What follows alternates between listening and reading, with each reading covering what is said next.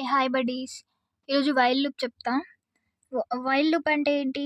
ఇది ఒక కోడ్ అంటే బ్లాక్ ఆఫ్ కోడ్ని రిపీటెడ్గా ఎగ్జిక్యూట్ చేయడానికి యూజ్ చేస్తాం అనమాట. ఇట్లా use to repeatedly execute block of code as long as condition is true. Syntax ఏంది? While condition colon statement.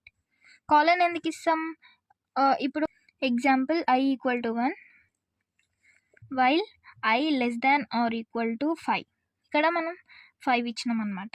Print i plus or equal to 1 అంటే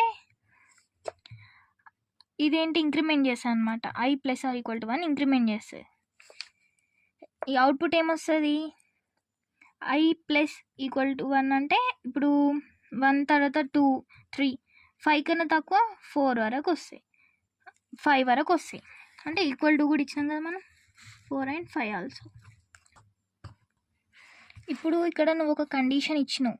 ఈ కండిషన్ ట్రూ అయితే లోపలికి వెళ్ళి ఇది ఎగ్జిక్యూట్ చేసి మళ్ళీ పైనకి వస్తుంది. పైనకి వచ్చి మళ్ళీ చూస్తుంది అనమాట. చూసి అది కరెక్ట్ అయితే మళ్ళీ ఎగ్జిక్యూట్ అవుతుంది. అట్లా ఈ కండిషన్ అనేది సాటిస్ఫై అయ్యేంత వరకు ఈ ప్రింట్ అనేది ఎగ్జిక్యూట్ అవుతూ ఉంటుంది.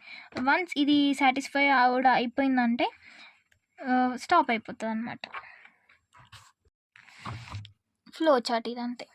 లూప్ టెస్ట్ కండిషన్ ఒక కండిషన్ ఇచ్చేది, మళ్ళీ స్టేట్మెంట్ ట్రూ అయితే కండిషన్ ట్రూ అయితే స్టేట్మెంట్కి పోతుంది, అంటే మనం ప్రింట్స్ ఇచ్చే స్టేట్మెంట్స్కి పోతుంది. ఆర్ ఫాల్స్ అయితే స్టాప్ అయిపోతుంది, అంతే. సో అర్థమైంది అనుకుంటున్నా. బాయ్.